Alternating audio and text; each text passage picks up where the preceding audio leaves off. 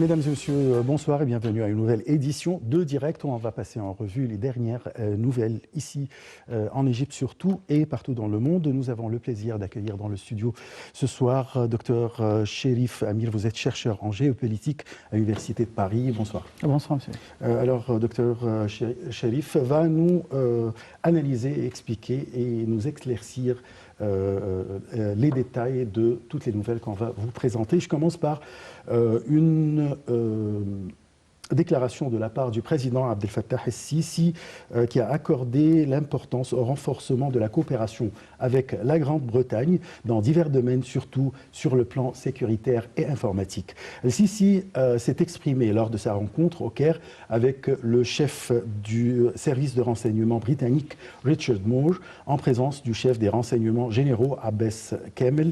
Le président El-Sisi a affirmé que dans le cadre de la propagation du terrorisme et de l'extrémisme sur les niveaux régional et international, il est nécessaire que tout le monde s'unisse pour faire face à ce fléau qui n'arrête de se propager, et ce à travers une approche globale qui comprend l'isolement de la pensée idéologique extrémiste ainsi que le respect des valeurs de citoyenneté, de modération et de dialogue.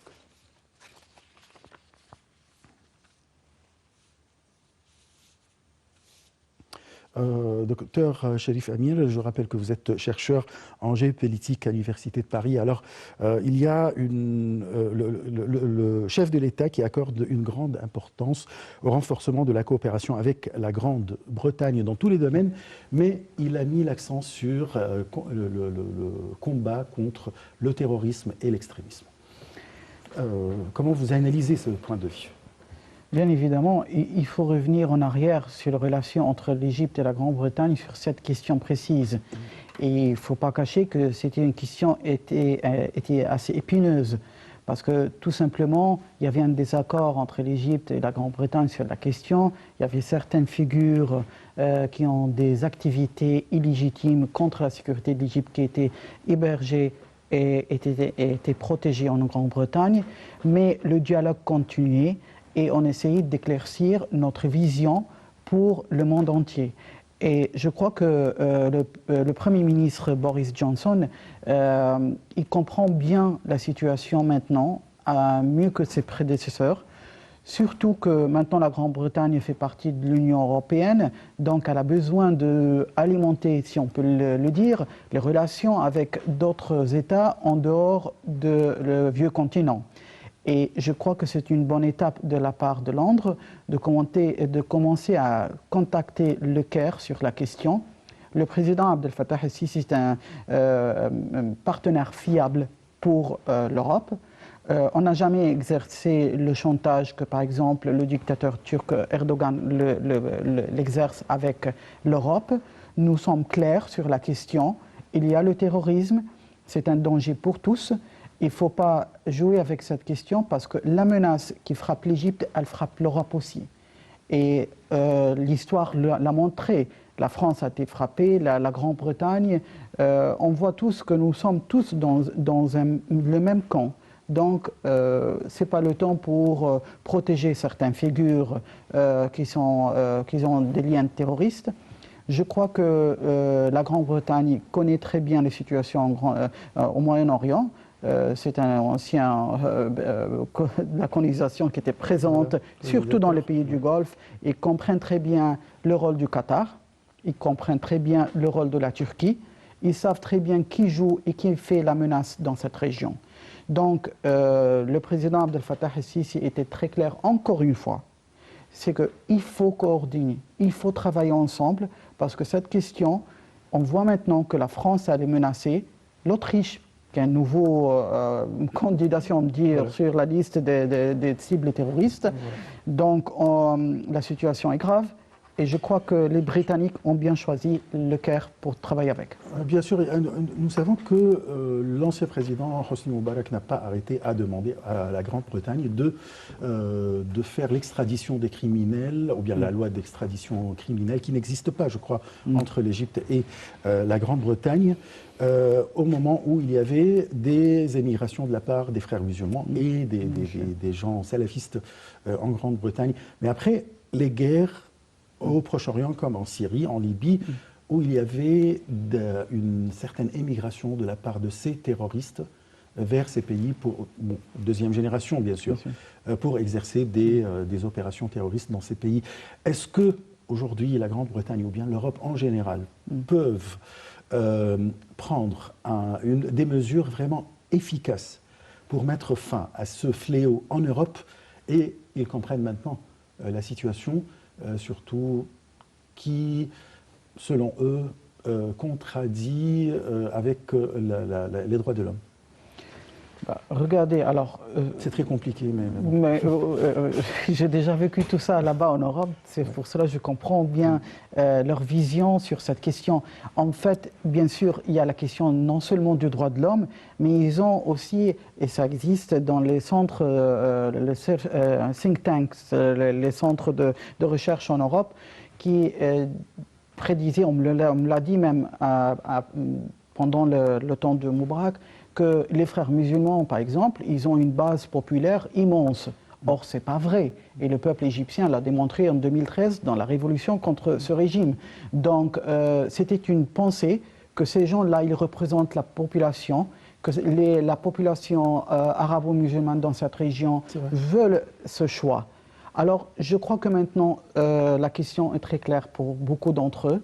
Beaucoup de personnalités dans les services de renseignement à l'étranger, ils trouvent que c'est très grave de travailler avec ces gens. Par exemple, en 2013, malheureusement, la Grande-Bretagne a accueilli certains des frères musulmans chez eux. Le dirigeant là-bas du bureau international des frères musulmans, il est présent là-bas. Il passe entre Ankara et Londres et Doha. Donc, je crois que maintenant, ils commencent à comprendre que ce n'est pas le bon choix. Ils comprennent très bien que la population dans la région ne veut pas ce choix. Le peuple égyptien, par exemple, a démontré que démocratiquement, il a choisi le président Abdel Fattah el-Sisi et que la division que les frères musulmans ou ces systèmes théocratiques voulaient s'aimer dans une société comme l'Égypte menaçait l'intérieur de l'Égypte et aussi l'Europe. Donc, je trouve que c'est bien sûr, il y a une vision très complexe chez eux, mais la question des droits de l'homme, regardez, en France par exemple, après les événements qui ont eu en novembre 2015, le plan Vigipirate a été déployé. Il y a eu l'interdiction des rassemblements des personnes, plus que 100 personnes. Jusqu'à maintenant, avec l'affaire des Gilets jaunes, avant le Covid-19, il y avait aussi des restrictions. Et c'est une première, c'est inédit dans l'histoire politique de la France qu'on interdise des rassemblements. C'est pas parce qu'on a dit que c'est contre le droit de l'homme. Non, c'était pour la sécurité de la population. L'arrestation en garde à vue, par exemple, de certains personnages que les autorités françaises trouvaient qu'ils menacent la sécurité de la France. L'Europol, qu'il y a eu l'extradition, par exemple, entre l'Allemagne et la France, Belgique et la France, l'Angleterre et la France, et d'autres pays aussi. Tout ça, ce n'est pas contre le droit de l'homme. Pour les Européens, ils trouvent que c'est leur sécurité, c'est une responsabilité. Donc, ils comprennent maintenant que l'Égypte exerce sa responsabilité envers ses citoyens et ses intérêts nationaux. Exactement. J'espère qu'il y aura des pas concrets, quoi. Bon, lors de la séance inaugurale de la Chambre égypto-britannique du commerce tenue par visioconférence, le Premier ministre Moustapha Madbouli a loué les relations stratégiques liant l'Égypte et le Royaume-Uni. Dans son discours, Madbouli a mis l'accent sur l'accord conclu entre le président Abdel Fattah el-Sisi et le Premier ministre britannique Boris Johnson en janvier dernier sur le partenariat économique entre les deux pays. Madbouli a d'autre part indiqué que Londres devrait profiter de la position de l'Égypte en tant qu'un centre de commerce et un portail pour l'Afrique qui est devenu un centre d'attraction des sociétés mondiales. On passe à un autre domaine des relations, dans les relations entre l'Égypte et la Grande-Bretagne, c'est le commerce. Nous savons qu'il y a, si je me permets de dire, la mode. C'est lier le nord et le sud, ainsi que l'est à l'ouest, comme c'est le cas de, comment on dit, la route de la soie chinoise, qui fait la même chose exactement. Où on est là pour liée entre le Nord et le Sud avec des accords comme avec la Grande-Bretagne? Ça va assez lentement, bien sûr, à cause du Covid-19 et le ralentissement international qui a eu lieu, c'est global. Bien sûr. Mais je crois que l'Europe a compris maintenant qu'ils ont des partenaires, ils ont besoin de certains partenaires hors les pays du Golfe et le pétrole aussi. Ils ont besoin des pays d'agriculture, des pays qui sont loin de la Chine, parce que la construction des usines en Chine a renforcé la Chine qui est devenue dangereuse pour l'Europe. Alors maintenant, pourquoi pas investir dans d'autres pays comme l'Égypte et travailler avec les sociétés là-bas. Je crois que l'histoire entre l'Égypte et l'Angleterre sur cette question est très solide. On a des échanges depuis des années. Bien sûr, les périodes politiques assez, comment dire, fragiles à l'époque du président Nasser, mais après ça, tout a été renoué de nouveau. Le partenariat est très solide sur tous les niveaux, que ce soit l'agriculture, le coton, même l'armement, tout.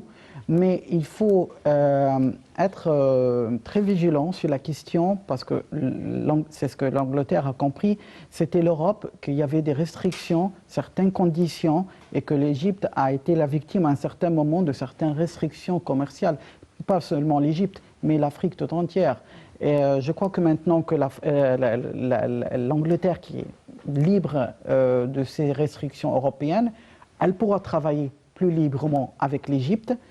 Et déjà, comme je vous le dis, ils cherchent des partenaires maintenant hors du vieux continent. Et ils veulent que ça soit une nouvelle ère différente que l'ère de la colonisation et cette histoire qui était perturbée. Je crois que maintenant aussi en Égypte, on a une nouvelle génération, c'est la génération du président Abdel Fattah el-Sisi, qui a une ouverture envers le monde sur le partenariat égal, partenariat basé sur le respect de la souveraineté de l'Égypte, mais aussi ouverture à tous les marchés. On est les amis des Russes, les amis des Français, les amis des Chinois, les amis des Britanniques et des Anglais, et des Américains. Donc je trouve que ça c'est très séduisant pour le marché européen et le marché britannique. Surtout que maintenant, on voit un certain déclin dans les pays du Golfe et le pétrole. Donc, il y a maintenant aussi le gaz en Égypte. Il y a aussi l'investissement au secteur du canal du Suez. Il y a une ouverture sur tous les horizons. Alors, je crois que ça dépend aussi de la politique intérieure commerciale de certains pays, surtout en Égypte. Je crois que le président Abdel Fattah el-Sisi a donné beaucoup d'énergie à l'assouplissement de certaines étapes bureaucratiques pour accueillir l'investissement. On sait, malheureusement, après ce qu'on appelle le printemps arabe, on a subi des frappes économiques très dures. Mais heureusement, on a pu commencer à se dresser de nouveau. Et je crois que ça commence par maintenant, c'est-à-dire le développement économique de l'Égypte avec la sortie de l'Angleterre de l'Union européenne. On peut se rencontrer et ça va être très bien. Et ça tombe dans notre intérêt. Là, comment on dit, la compétition de la part de la Chine pour l'Égypte et pour l'Afrique. Bien sûr. Ça donne une présence européenne. Bien plus sûr, forte. bien sûr. Très bien. Bon, là, les indices de la Bourse du Caire ont collectivement bondi lors des échanges d'aujourd'hui soutenus par des opérations d'achat de la part des institutions arabes et étrangères. L'indice principal EGX 30 a grimpé de 1,47% au niveau de 10 839 points. Les indices secondaires EGX 70 et EGX 100 ont respectivement haussé de 2,38 et 2,43% aujourd'hui. Est-ce qu'on peut dire que ça a une relation avec les élections américaines ou bien ça n'a rien à voir? Ce bondissement a eu lieu surtout aussi dans le marché international, dans le monde. C'était à cause aussi de la déclaration de Pfizer.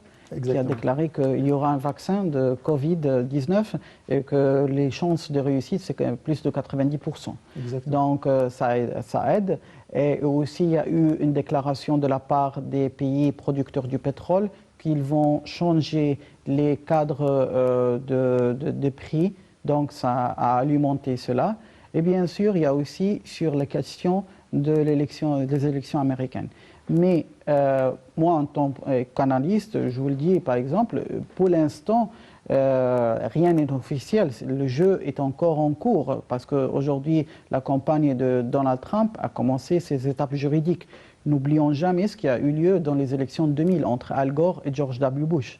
C'était Al Gore déclaré président. Ensuite, en Floride, tout a changé et c'était devenu le président George W. Bush.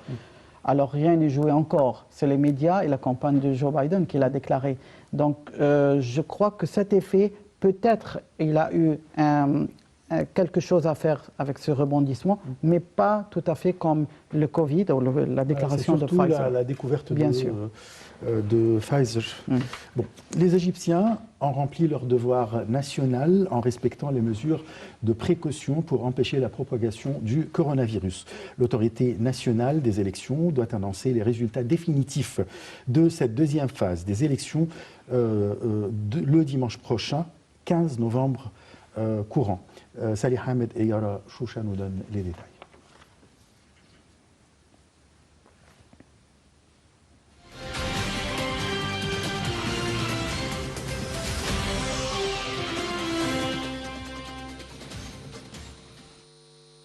La deuxième étape des élections législatives a pris fin hier après 2 jours de déroulement dans 13 gouvernorats.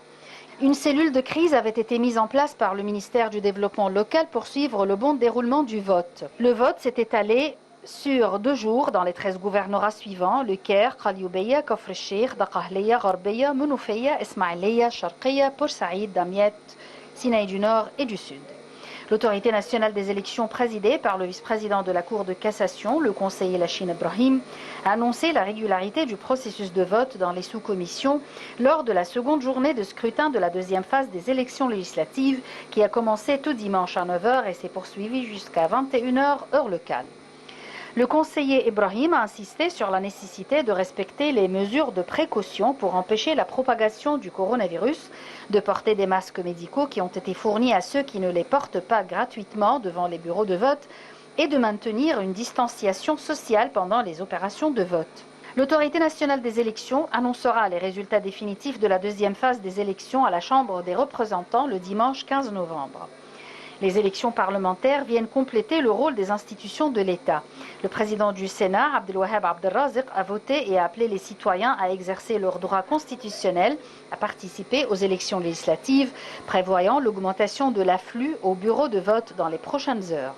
Une cellule de crise a été mise en place par le ministère du Développement pour suivre le bon déroulement de ce vote. Elle est présidée par le ministre du Développement local, le général Mahmoud Sha'raoui, qui a donné des directives aux gouverneurs concernés d'inspecter les bureaux pour s'assurer de l'adoption des gestes barrières contre le coronavirus et de l'application des travaux de désinfection à l'intérieur et aux abords des bureaux de vote. Le ministre a demandé de vérifier aussi le respect par les électeurs de la distanciation sociale lors du vote et en outre d'observer une position neutre envers tous les candidats aux législatives. Un grand nombre de ministres se sont rendus aux urnes, invitant les citoyens à remplir leurs devoirs. La ministre de la Santé et de la Population a insisté sur la nécessité de s'engager aux mesures de précaution et de prévention prises pour la lutte contre le coronavirus au cours du deuxième tour.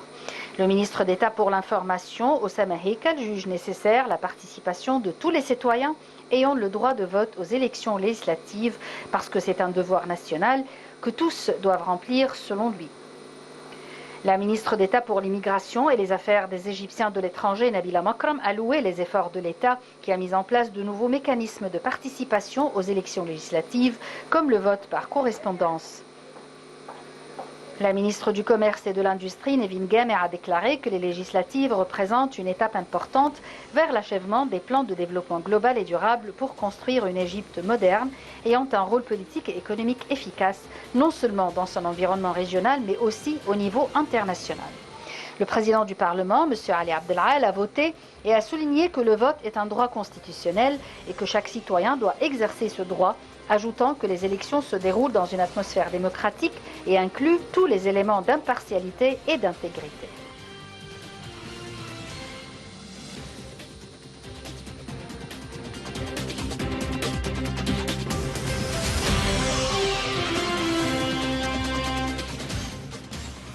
comment vous évaluez le déroulement des élections, deuxième phase des élections législatives qui ont eu lieu samedi et dimanche?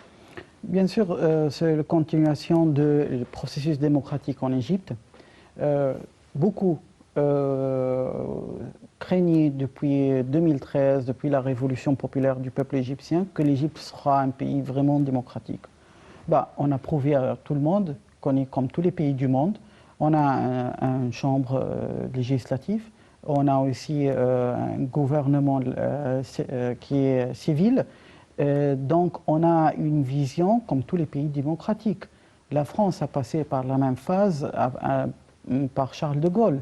Donc on a prouvé au monde que voilà la continuité. Et je crois que cette fois-ci, il y a eu quelque chose de nouveau, qu'il y a beaucoup de jeunes, beaucoup de femmes. C'est vrai. Et ça montre au monde que c'est un nouveau visage de l'Égypte. On croyait que ce sera toujours les mêmes figures, les anciens partis. C'est ce qui est intéressant, qu'il y a des partis qu'on ne les connaisse pas, mais qui ont vraiment des nouvelles idées. Bien sûr. Donc, ce n'est pas 2 partis ou 3 partis traditionnels avec les mêmes pensées, avec les mêmes figures, et qui jettent aux électeurs les mêmes agendas qu'il y a 4 ans, ils le renouvellent comme ça. Non, c'est différent. Donc, je crois que le peuple égyptien a montré encore une fois sa volonté à aller en avant. Oui. Et c'est très positif. Notre reportage parlait, ou bien évoquait surtout le principe qu'on a respecté les mesures de précaution vis-à-vis du coronavirus. Oui. Est-ce que vraiment vous avez remarqué ça dans les bureaux de vote? Bien sûr, on a vu beaucoup, surtout les magistrats, qui étaient présents comme observateurs, ils étaient très vigilants sur cette question.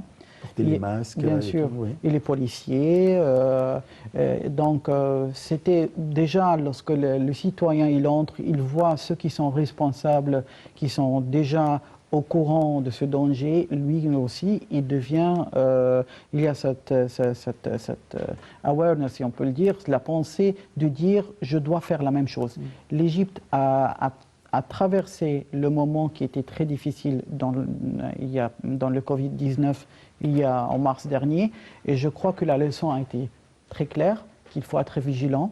On a réussi cela parce qu'il y avait le confinement partiel, le port du masque, et aussi il y avait aussi les médias. Vous, les médias, vous avez... La distanciation en plus. Bien sûr, la distance sociale. Et je crois que ça a beaucoup aidé. Et la jeunesse égyptienne aussi a commencé à comprendre que l'hygiène, c'est très important. Parce qu'on a vu l'Europe, elle n'était pas à l'abri. L'Europe qui est... oui, les États-Unis. Les États-Unis, l'Europe, oui. L'Italie qui était juste à côté. Et aussi les États-Unis, c'était pire. Alors qu'eux, ils ont les systèmes sanitaires les plus développés. Ils n'étaient pas épargnés. Alors, c'était un message très clair qu'on doit s'occuper très bien de ce sujet, sérieusement. Ouais. Alors, le président Abdel Fattah el-Sisi a reçu le ministre français des Affaires étrangères, Jean-Yves Le Drian. Le chef de l'État a tenu une réunion avec le responsable français en présence du ministre égyptien des Affaires étrangères, Sameh Choukri, et l'ambassadeur de France en Égypte. Au cours de cette réunion, plusieurs dossiers et sujets ont été évoqués. Salih Hamed El Rachoucha nous donne les détails.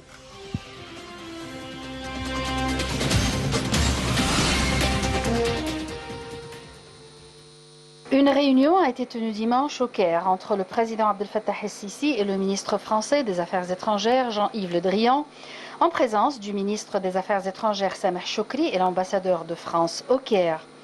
La réunion a porté sur la coopération conjointe dans le cadre des relations stratégiques entre les 2 pays amis, ainsi que sur les moyens de renforcer les efforts pour faire face à l'escalade de l'extrémisme et de la haine, à la lumière des récentes tensions entre le monde islamique et l'Europe.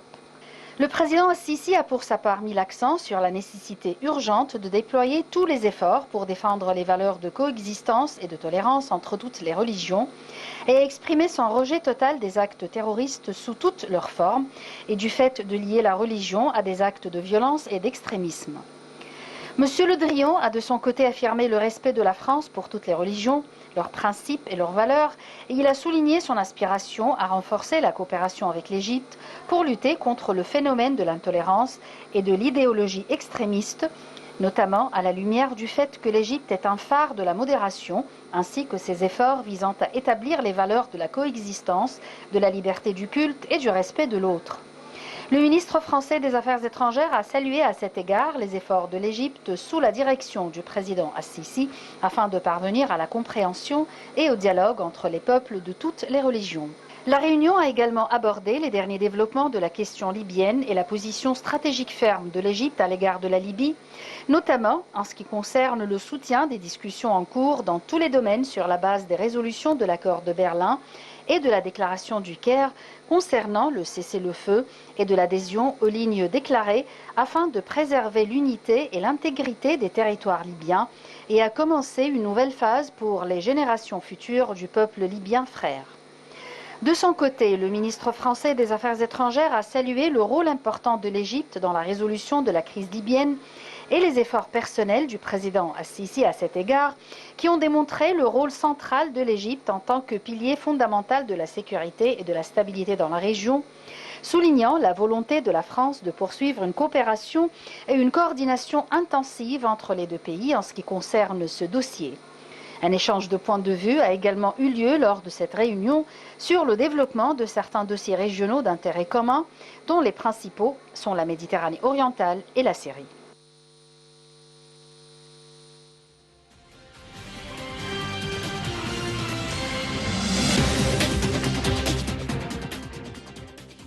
Là, je veux mettre l'accent sur les déclarations ou bien les discussions entre les deux responsables sur le Proche-Orient, c'est-à-dire la Libye et la Syrie. Là, quel est le rôle d'un grand pays comme la France qui est impliqué dans ces deux dossiers actuellement pour mettre fin à la situation dans ces deux pays? D'abord, il faut souligner la personnalité de M. Jean-Yves Le Drian. Il a des excellentes relations avec le président Abdel Fattah el-Sisi et son homologue égyptien, M. Sameh Choukri, lorsqu'il était ministre de la Défense dans l'ère de François Hollande. Oui. Alors, je crois que c'est un homme qui comprend très bien le dossier au Moyen-Orient. Il comprend la position de l'Égypte sur ces questions. Je crois que la France a commencé à voir les choses comme il le faut. Les erreurs qui ont été commises en Libye, comment ils ont soutenu à un certain moment certaines factions qui étaient nuisibles non seulement à la souveraineté de la Libye et la sécurité de l'Égypte, mais aussi pour la France et la Méditerranée. Et maintenant, la France est très claire sur sa position. Il refuse toute ingérence turque, clairement, dans la Méditerranée, le flux d'armement pour les factions terroristes en Libye. C'est la même position que l'Égypte. L'immigration clandestine, l'Égypte l'a arrêtée en coopération avec la France aussi, que la Turquie l'utilise comme une carte de chantage. Donc cette question a été aussi abordée. Je crois aussi que la France a compris que la Syrie, et moi je le racontais surtout avec mes collègues chercheurs là-bas, c'est une histoire de la France dans le pays du Levant, c'est-à-dire la Syrie et le Liban, c'est-à-dire il faut préserver la sécurité et l'identité de ces pays. Et je crois que la France a commencé maintenant. Par exemple, la visite du président Macron pour le Liban à un certain moment était aussi un indice pour la Syrie qu'il y a une nouvelle ère pour la diplomatie française, que maintenant la France ne veut plus cet échange très tendu entre les populations là-bas. La guerre en Syrie, on a vu qui était derrière. On a vu comment c'était un plan pour déchirer toute cette région. Comment il y a une partie de la Syrie occupée par la Turquie, comme Idlib. Comment la souveraineté de la Syrie est souvent menacée comme ça. Donc je crois que la France est très claire maintenant. Ils veulent coopérer avec les pays forts de cette région, c'est-à-dire l'Égypte. Cette coordination va aider la France à redessiner de nouveau son image culturelle, historique et aussi géopolitique dans cette région. Et je suis très positif sur cette étape de la diplomatie française. Très bien. Bon, On reste avec la même visite, mais cette fois-ci, le ministre français des Affaires étrangères, Jean-Yves Le Drian, a rencontré le grand imam d'El-Azhar, Cheikh Ahmed El-Taïb. Les deux hommes ont plaidé pour le travail à la convergence commune. Le Drian a également prononcé un discours assurant le respect de son pays pour l'islam et les musulmans. Le point avec Mona Dali.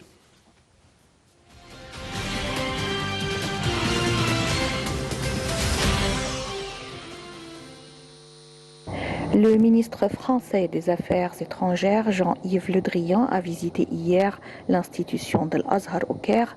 Le Drian a rencontré le grand imam de l'Azhar, Cheikh Ahmed El-Taïb. Cette rencontre vient apaiser des tensions actuelles entre la France et le monde musulman. Le Drian a été accompagné d'une haute délégation française et de l'ambassadeur de France en Égypte, Stéphane Romaté. Au cours de cette réunion, Le Drian a affirmé le respect total de la France pour l'islam et les musulmans, surtout ceux intégrés dans la société française basée sur l'égalité. Le grand imam Cheikh Ahmed El-Taïb a de sa part plaidé pour le respect de toute croyance religieuse en mettant l'accent sur l'importance de la promotion de la tolérance et de la modération, tout en appelant à un travail mutuel pour éliminer toute divergence. J'ai constaté de nombreux points de divergence dans nos analyses. J'ai dit au grand imam combien nous avions besoin de voix porteuses d'équilibre, de tolérance et de modération. Le grand imam a proposé que nous travaillions ensemble pour approfondir cette convergence commune. J'ai constaté de nombreux points de divergence dans nos analyses.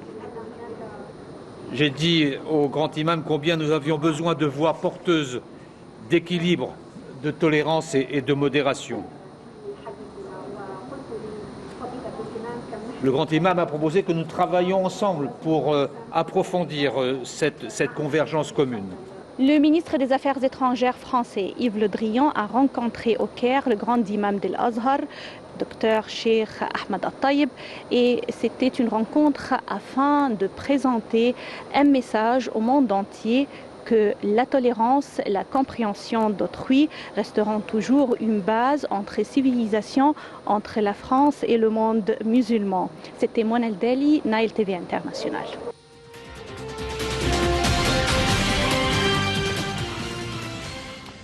Alors, Monsieur Le Drian est venu avec un message pour le peuple égyptien surtout, je précise les musulmans et le chef de l'Azhar, concernant tout ce qui s'est passé en France ces derniers jours. Alors, est-ce qu'il y a une compréhension entre les deux pays? Entre les deux pays, je peux dire oui, mais le problème, c'est pas là. Le problème est assez épineux parce que ce qui a eu lieu en France récemment, c'est plutôt une crise d'identité qui existe depuis un certain moment entre ce que les Français appellent l'islam de France et la communauté musulmane. Et je crois que c'était le discours du président Macron lorsqu'il a rappelé les principes de la Ve République et la Révolution française. Il voulait s'adresser aux citoyens français de confession musulmane. Et ce n'était pas l'islam qui était en cible, c'était plutôt ce héritage commun entre les citoyens français de toutes les confessions qui existent sur le territoire de la Ve République. Je crois que M. Yves Le Drian voulait parler honnêtement sur cette question avec le grand imam. Le grand imam, il a aussi souligné la question qu'il ne faut pas faire l'amalgame entre la religion et la violence. Je crois que ce type de dialogue peut aboutir à quelque chose. Sauf qu'il faut comprendre, et ce n'est pas la défense de la France, mais il faut comprendre que les Français essayent d'ajuster un petit peu la question communautaire au sein de leur pays, dans l'Hexagone. D'intégrité. Oui, voilà. Ils ne veulent pas que certaines questions soient épineuses. Ils veulent faire l'équilibre entre la liberté d'expression et la liberté de profession, de la religion, mais en respect des droits de l'homme. Alors je crois que ça va prendre du temps. Ça ne va pas être résolu comme ça. mais avec l'effort des leaders comme le président Abdel Fattah el-Sisi, le grand imam et le président Macron, et aussi les imams en France qui sont formés aussi à Al-Azhar, beaucoup de choses peuvent changer, surtout dans les banlieues, où il y a eu beaucoup d'investissements qataris qui a beaucoup financé l'intégrisme là-bas. C'est ce que je voulais dire que moi, j'ai vécu un petit moment, quelques temps en France. Oui. J'ai rencontré des imams là-bas. Ils ne sont pas de l'Azhar quand même. C'est-à-dire, j'ai rencontré des salafistes qui ont des idées très extrémistes là-bas. Belleville, là-bas, c'est plein des gens qui ne sont pas vraiment modérés. Oui, c'est vrai. Bon.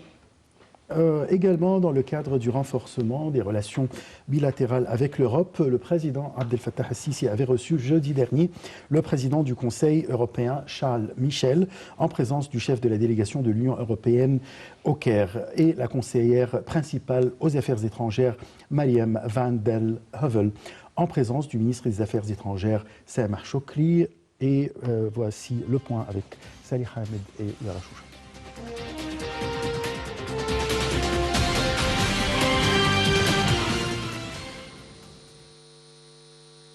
La présidence de la République a annoncé qu'il avait été convenu de cristalliser un effort collectif dans un cadre régional et international pour créer un forum de dialogue rassemblant plusieurs parties de pays islamiques et européens avec la participation d'institutions religieuses des deux côtés dans le but de lutter contre le discours de haine et l'extrémisme et de consolider les fondements de tolérance et de coexistence pacifique, outre la diffusion du langage du dialogue et du respect mutuel.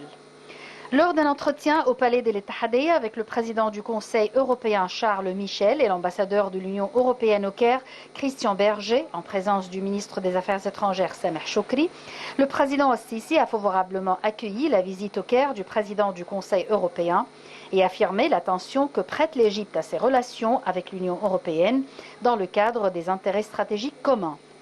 La réunion a porté sur les relations entre l'Égypte et l'Union européenne et les moyens de les faire progresser à différents niveaux, en plus de la discussion d'un certain nombre de questions régionales et internationales liées à la sécurité régionale, à la lumière du rôle central de l'Égypte et de l'Union européenne dans le maintien de la stabilité et de la sécurité de la Méditerranée orientale, du Moyen-Orient et des continents européens et africains. Dans ce contexte, les deux parties ont exprimé leur volonté de poursuivre les consultations régulières pour développer les relations bilatérales dans le cadre du respect mutuel. Concernant les derniers développements de l'état actuel de tension entre les mondes islamiques et européens et les incidents terroristes survenus dans un certain nombre de pays européens, les deux parties ont débattu de l'état actuel d'effervescence. Le président al-Sisi a affirmé que les nobles valeurs religieuses n'ont rien à voir avec les actes d'extrémisme, refusant tout amalgame entre n'importe quelle religion et le terrorisme et affirmant l'importance de discerner les valeurs de l'islam qui appellent à répandre la paix, le dialogue et l'acceptation de l'autre et ceux qui se cachent derrière la religion pour justifier l'extrémisme et le terrorisme. Il a souligné la nécessité de prendre conscience de la particularité et de la culture des religions, y compris les grands principes et les valeurs divines qu'elles contiennent, ce qui nécessite de les traiter avec une compréhension profonde dans un cadre d'acceptation et de respect et de ne pas blesser les sentiments en offensant les symboles religieux et les croyances sacrées.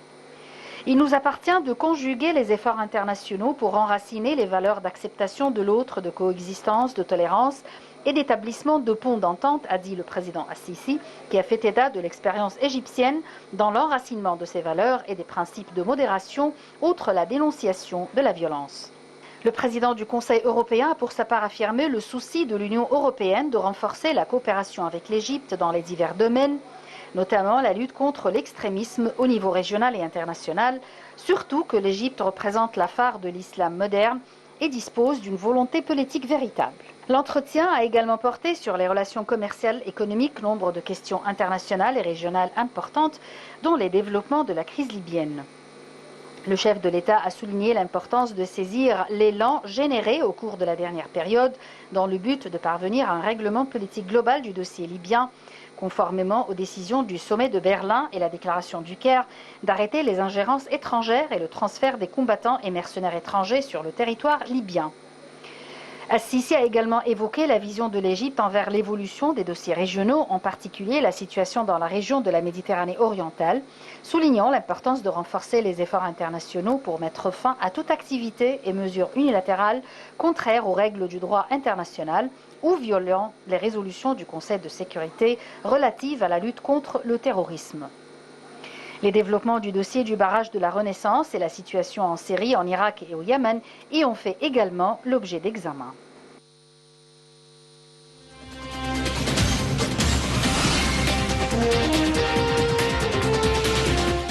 On peut conclure qu'il y a un grand mouvement de déplacement ou bien de visite en Égypte de la part des responsables européens.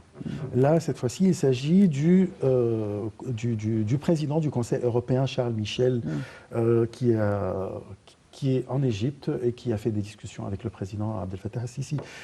Comment vous voyez ce mouvement, cette présence européenne au Caire actuellement? Ça signifie que l'Europe est préoccupée, très préoccupée de la dossier du terrorisme, que l'Égypte avait souligné à plusieurs reprises. L'Égypte a démontré sa volonté à combattre le terrorisme et l'a fait avec succès. Ce n'est pas encore terminé. Alors je crois que les Européens maintenant, ils veulent régler cette question avec un partenaire fiable, c'est le président Abdel Fattah al-Sisi et l'Égypte.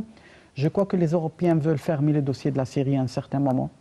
Ils veulent clôturer aussi le dossier libyen. C'est très nuisible cette situation de guerre civile, de terrorisme, de fléaux d'immigration, de réfugiés. Tout ça, c'est une question que l'Europe veut régler. Et je crois que maintenant, ils ont entamé une politique étrangère très claire. C'est l'Égypte qu'on veut travailler avec. Ce n'est pas la Turquie, ce n'est pas le Qatar, mais c'est l'Égypte qui est le pays solide. Si on parle de la Turquie, alors il y a aussi la question de la Méditerranée. Oui. La guerre en Méditerranée, soit en Libye, soit partout, la guerre du gaz. C'est une question très épineuse parce que l'Europe, maintenant, la Turquie, ça fait partie de l'OTAN. Donc les forces navales turques, ça fait partie de l'OTAN. Donc la confrontation qui a eu lieu avec la marine française, c'est une question très grave. Oui. Et la France l'a signalé au commandement de l'OTAN. Aussi Chypre, qui est une partie occupée, et Chypre c'est un pays de l'Union européenne. Donc la question très épineuse. Grèce. Pardon? La Grèce aussi. La Grèce aussi, oui. Bien sûr. Maintenant, il y a des violations de l'espace aérien grec par les avions turcs. Voilà. Je vous remercie beaucoup. Merci. Docteur Cherif Amir, vous êtes chercheur en géopolitique à l'Université de Paris. Je vous remercie pour tous ces éclaircissements et analyses. Merci. Je vous remercie, chers téléspectateurs, et à la prochaine.